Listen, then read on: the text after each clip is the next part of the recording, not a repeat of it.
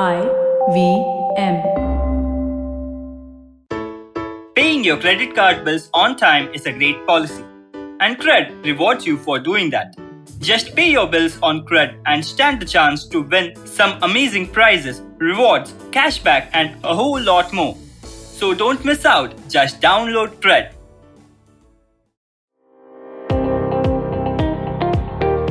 Welcome to All Things Policy, a daily podcast by the Takshashila Institution. We are a bunch of policy nerds based in Bengaluru, and we like bringing fresh perspectives to Indian affairs and Indian perspectives to global affairs. So grab a cup of coffee, sit back, and join us for today's chat. Hi, I'm Sarthak. I welcome you to yet another episode of All Things Policy. Today we are going to discuss about liberty, the circumstances where liberty thrives. This discussion is broadly based on the book The Narrow Corridor by Acemoglu and Robinson. For this discussion, I have with me my friend Apurv. Apurv is a senior program manager with the Takshashila Institution. Hi Apurv, welcome to All Things Policy. Hello, thanks Sarthak for having me. Yeah, so hope you are doing well. I am doing well, Sarthak. Hope you are also doing well because I just heard that situation in Bangalore is actually terrible. Yeah, it is terrible. Till now, I'm safe. Let's see. So we are taking all precautions. Yeah. So we're going to talk about the narrow corridor today, and what the book talks about. See, the extent of liberty in different states varies. In some states, there is substantial level of liberty, but in some other states, the state might be exercising massive amounts of power. It might be controlling, restricting the freedom of individuals. Individuals might not be able to exercise their choices. There have been different studies, researches about circumstances, factors which lead to increase in liberty. Some thinkers talk about cultural factors. Some talk about geographic, economic, socio-economic, technological factors. Acemoglu and Robinson use a different framework to analyze this. For them, liberty has two components, the state and the society. But only the state or only the society cannot ensure liberty. It only emerges and flourishes when both of them coexist and balance each other out. Apur, you have been reading about this, and we have had discussions on this book. So, can you substantiate on the central argument of the book? Right, Sarthak. So I think in your opening remarks, you have very well synthesized the central argument of the book. I just want to reiterate that. So the central theme of this book is liberty and how a society can claim liberty back in case if it's being encroached by a state or some other entity, right? And they start their book by using John Locke's definition of liberty. And I would just like to quote what John Locke said about liberty. So according to John Locke, people have liberty when they have perfect freedom to order their actions and dispose of their possessions and persons as they think fit, without asking leave or depending upon the will of any other man. And I would like to repeat the last sort of sentence, without asking leave or depending upon the will of any other man. And the basic aspiration, as you all know, Sarthak, is a basic aspiration of all human beings is to be free, to exercise their own choices and to have the capacity and capabilities to do whatever they want to do. So it is this using this central theme and the interplay of state and society is what the central theme of this book is. And the rest of the book using several sort of historical events and anecdotes, the authors have actually talked about how at different phases, at different eras, it's a society that has sort of claimed back liberty when there was a crisis. Yes, so Apurv, to explain all these things, they have used framework, they've coined some terms for this thing. Right. So, and in this framework, there are two competing actors. One is the state, one is the society. So, how do these competing actors or how do these mechanisms interact with one another? Right, sir. So before we delve into the framework, because it will become technical, I just want to sort of talk about few basic concepts for our listeners for whom some of these concepts may be new. So the authors have used the concept of Leviathan given by Hobbes in 1640. So in 1640s, during the Civil War in Britain, Hobbes was terrified, looking at the chain of events that was happening, and it was at that point when he wrote his seminal piece called Leviathan. And so Leviathan actually talks about how the relationship between monarchy and parliament and society and citizens, and it has actually, I mean, after so many centuries, it's still sort of a fundamental piece of literature that all of us in political science and political philosophy read. So what Hobbes argued way back in 1640s is that the society, if left alone, will be in a continuous phase of violence and chaos, right? And that's why he used this word, this very powerful and oft-quoted phrase called the society would be nasty, brutish, and short, right? Because there is no central authority. But what if there is a central authority to which citizens sort of submit their will and sort of delegate power to this particular central authority? And this central authority will ensure that there is a law and order, there is a rule of law, the contracts will be enforced, and it is this particular entity that will also ensure that some basic public services is being given to the citizens. This entity was defined as Leviathan. Now I'll come to the framework that these authors have used. To understand this framework, Sarthak, just visualize there is an x-axis and there is a y-axis. On y-axis you have society, and on x-axis you have state, right? And as you move away from the axis on both these, on x and y axis, their power also increases. So you have strong societies, weak to strong societies. You have weak to strong states, right? Now, what happens when you have a strong state and a weak society? The strong state and weak society is when despotic Leviathan emerges. So this is a tyrannical state that can maim, murder, or torture its own citizens. So the Germany of 1930s and 40s is a prime example of despotic Leviathan. The China in 1960s, during the Cultural Revolution and the famine that followed, is a classic example of despotic Leviathan. When the society is strong and the state is weak, you have something called absolute Leviathan. Now, this is where you have, several tribes and clans and kinships, and how they operate is through social norms, customs, traditions, ritual. There are few elite in the society that will ensure what kind of behaviors are acceptable and expected. And if you are not following that particular behavior, you can be ostracized, right?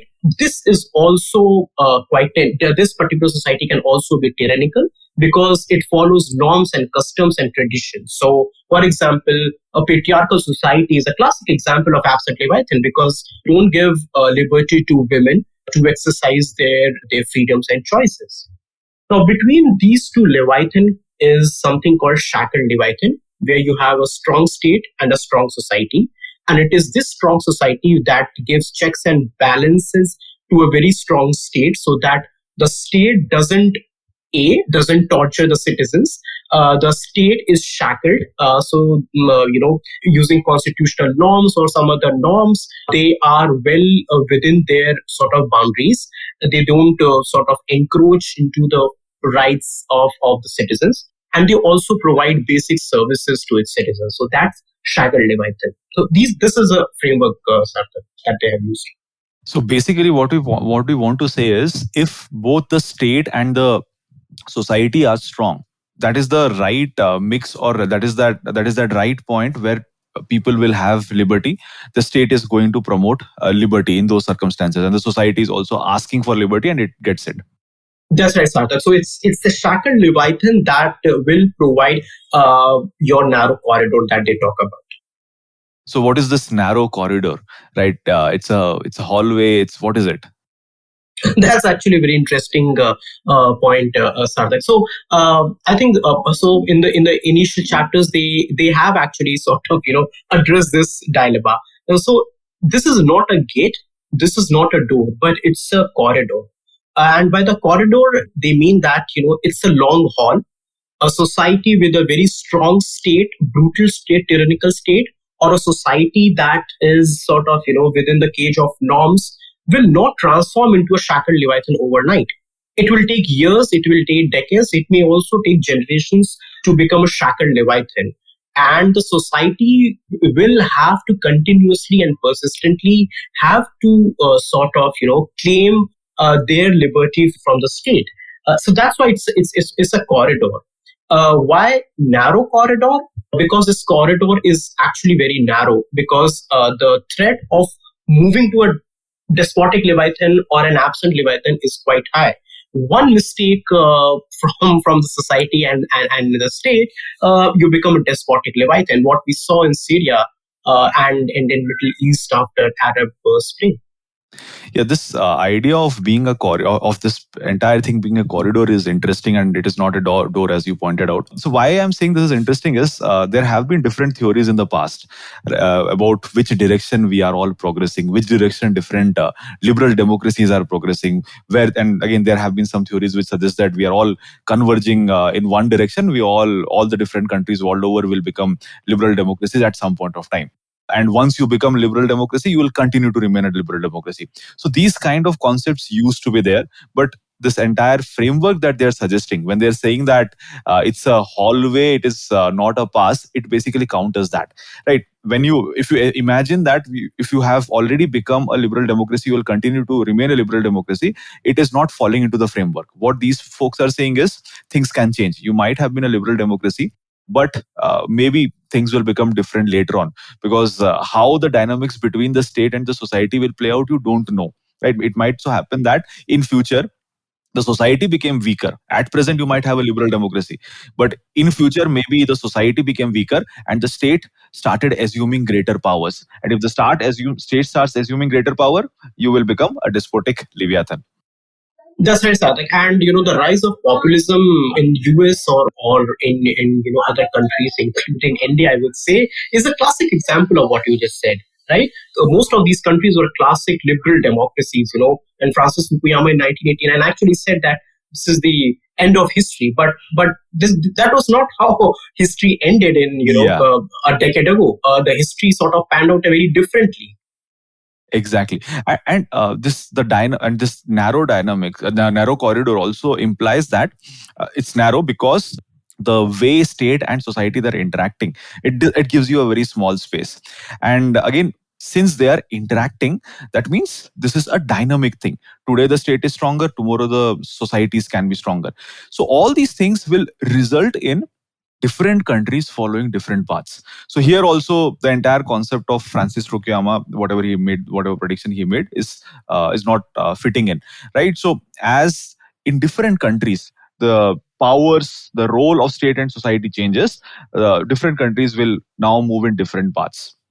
That's right, Sadak. So I think in this book they have dedicated one entire chapter that several countries have actually moved in these different directions that we're talking about. So a despotic Leviathan actually became a shackled Leviathan. So the Germany of 1930s and 40s then sort of become a liberal democracy, right, later on, and it actually entered that narrow corridor. So it's quite a dynamic mechanism as well, as you have rightly pointed out.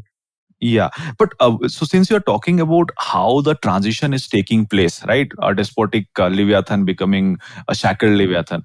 Now, there is another interesting observation in the book. What they are saying is, if there is something which remains in the same state for a long period of time, let's say a despotic Leviathan remains like a despotic Leviathan for a long period of time, it is even more difficult to make the transition to some other phases. That's right, Satay, because the citizens would have internalized most of the political. I mean, consider this. Most of this will depend on your political institutions, how your political institutions were developed, and how they operated over so many decades. And it's the internalization of this particular political institution that will sort of that will result in the trajectory of these countries. So if you have a autocratic political institutions, it will keep on continuing, because the political elite and these institutions they have incentive to sort of curb the liberty, and that's why you will see, and there are countries. I mean, in their first book, Why Nations Fail, they started their chapter with North Korea and South Korea. So it's a classic example. While South Korea is a shackled leviathan, North Korea is a despotic leviathan. And there's hardly any difference of culture. There's hardly any difference of the societies, but how their political institutions panned out, that determined their trajectories. Yeah, and again, since the political institutions are changing because of all these things, it will also be having a massive impact on the economic opportunities, right? So economic activity will also get impacted because of a particular kind of Leviathan that is there. And in this book, they are also talking about how despotic Leviathan can create better economic opportunities as compared to an absent Leviathan. But the problem is, despotic Leviathan, since the state has a lot of power, maybe it can mobilize resources, can create more opportunities as compared to absent Leviathan, where there is no order, maybe. But they are saying that over a period of time, if there is a despotic Leviathan, chances are there that economic opportunities will increase, but it will be unsustainable in the long run. Why? Because here the state has a huge amount of control. Society does not have sufficient amount of freedom. People do not have liberty. They do not have freedom. So they can't express themselves openly, freely. And if they're not able to express themselves freely, what will happen? Exchange of ideas will not happen. And as a result of which, innovation will not be there, productivity improvement will not be there. So despotism also needs to be limited in case you want to increase innovation, in case you want to promote free thinking. And this is where they say shackled in Leviathan comes handy. In a shackled Leviathan, there will be different kinds of incentives, economic incentives will be there, different kind of opportunities will be there. It can lead to a situation where there will be higher level of economic prosperity, more number of economic opportunities will be there. That's right, Sarthak. So we have been discussing about the framework, but how all these things are relevant in the Indian context. So if you have to classify India as one of those, or if you have to look at all these different ideal types that they have, a despotic Leviathan or shackled Leviathan or an absent Leviathan, where do you think India fits in? According to the authors, India is somewhere between shackled Leviathan and absent Leviathan. And what they claim and they argue is that you have in India, society is in a cage of norms, as per the authors. And as I've mentioned, when the society is strong and the state is not that strong, you have these norms, these customs and traditions that's quite sort of that's quite powerful, and your daily interaction with others are determined to what section of society you belong to. And so a classic example in Indian case would be caste system, right? So the caste system and also the patriarchy. So both these institutions, if I may use the word, both these institutions are sort of governed by this cage of norms. So if you are from a particular caste, you can't marry or you can't dine with people from other caste. Of course, I mean, of late, it's in urban spaces, these norms are getting diluted, but it's still there in certain sections of society. So it's a cage of norms that is holding back Indian society, and it is this cage of norms that is actually curtailing liberty. I would also slightly disagree with them because, okay, I mean, it is a cage of norms that's sort of determining how our society is flourishing. Indian society is flourishing, but I think it's also the interplay of state and society that we should be very careful about. I think in 2011 and 12, Gurucharan Das argued that in India the society is strong and the state is weak, and this he was writing after the Anna Hazare movement and after the India Against Corruption movement, and that was a phase, Sarthak, you will remember that citizen activism was at its peak. So Gurucharan Das said that Indian society is strong but Indian state is weak, and that's why Indian state is not able to deliver up to its mark. If you see now, you will see that Indian state is actually become very strong in the past 7-8 years. It's the Indian society that has actually become very weak. So India is very interesting because the dynamics within the state and society is changing as per this framework. Yeah, but see, I agree with you that state might have become strong. But if you look at the cage of norms that these guys talk about, right now also many of these institutions that you talked about, maybe the caste system, it has not become weaker over maybe last 1 decade. Now also caste-based discrimination will be there. I'm not saying it's everywhere there, but it will be there. And if you look at patriarchy as well, things might have changed, but it has not become completely different. Now also people will adhere to the patriarchal norms. Right, so I'm not very sure about the cage of norms things, how much it has changed over a period of time. I think it has not deteriorated. The cage of norms is still there, and I won't sort of argue that it has not gone anywhere. It's still there, but it's not that bad also, Sarthak. And I'll just give you small examples. So a particular community from Tamil Nadu in Sivakasi that actually dominated the firecracker industry. They were ostracized for a very long time. Then they in Sivakasi area in Tamil Nadu, they dominated the fireworks industry. Then they moved to chemical industry. And right now, a person from this community is actually heading and founded HCL. So the cage of norms has not gone away, but it is getting diluted gradually. And I'm slightly optimistic about it, Sarthak. Yeah. I also agree with you, but what I was saying is maybe the society has not become. I was looking at from that perspective that whether it has become completely weak. So I was talking about that. Right. So Apoorv, do you have any closing comments? No, I think we have covered all aspects of this book. It's a wonderful read, and I think our audience, our listeners should sort of should read this book. I just tried to sort of close our conversation with an anecdote, with some mythical anecdote which they have used as the starting of their book. So this is about Gilgamesh. It's a mythical sort of a king. He was a king of a kingdom called Uruk, which was situated near the Euphrates River around modern day Iraq. So Gilgamesh, and it's a folklore and it's a legend also. So Gilgamesh was a king who had two faces. So on one side, one aspect of his sort of rule was that he ensured that there was this economic transaction between communities and individuals, and the society is reasonably prosperous. The other side was that Gilgamesh was actually very tyrannical, and he was very tyrannical and at times very brutal. So the people of this particular kingdom, they actually prayed to their mythical god, and this god sent another doppelganger or a double of Gilgamesh to Uruk kingdom. His name was Enkidu. And the role of Enkidu was that to provide checks and balances to Gilgamesh. This Enkidu character was as strong and was as powerful as Gilgamesh. So his role was to sort of to provide checks and balances and control Gilgamesh. He did that, but after a certain point, he actually became friend with Gilgamesh, and with Gilgamesh, so they became actually brothers.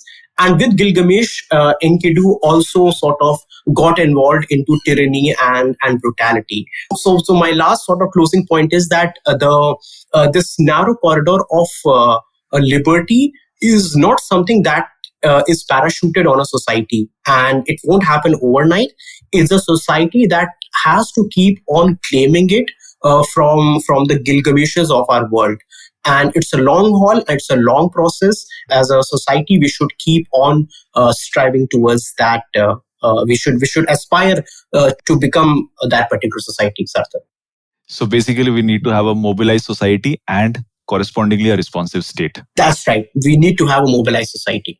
So that was a good anecdote or whatever you shared with us. So thanks, Apoorv. Thanks to the listeners for tuning in. We'll meet again in one more episode of All Things Policy. Thank you, Sarthak. The Takshashila Institution is an independent, non-partisan think tank and a school of public policy. We have education programs lasting 1 semester and 1 year that are tailored specifically for people like you. They are all online and you can take them from anywhere. Admissions are now open for our 12-week graduate certificate program in public policy, defense and foreign affairs, technology policy, and health and life sciences. Visit takshashila.org.in/courses to find out more.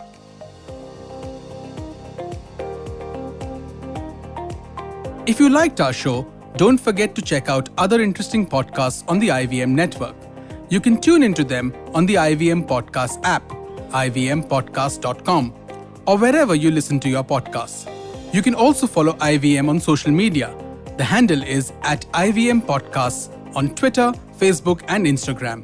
And hey, if you'd like to dive into Takshashila's research on technology, strategy, and economic affairs, check us out at our Twitter handle @TakshashilaINST or our website takshashila.org.in.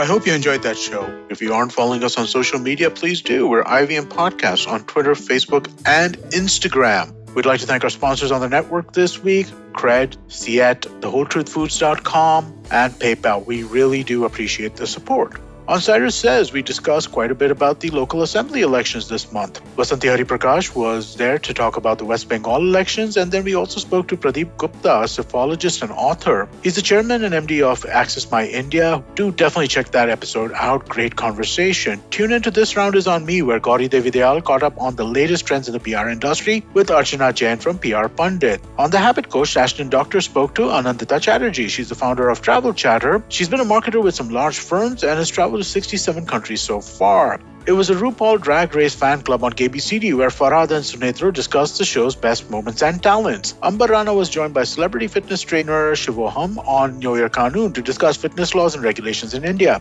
They talk about the laws and infrastructure that exist to protect gyms, trainers, and also consumers in the fitness industry. And on the note with Maruk Inayat, we are clinical psychologist and friend of the network, Sonali Gupta. She talks about ongoing mental health issues like survivor's guilt, coping with anxiety around the pandemic, and doom scrolling. And with that, we hope to see you again next week.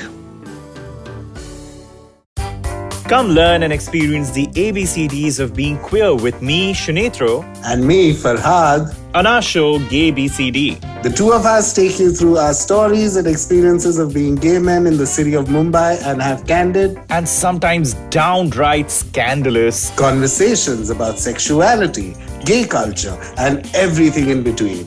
Catch new episodes of Gay BCD every Tuesday on the IVM Podcast website, app, or wherever you get all your podcasts from.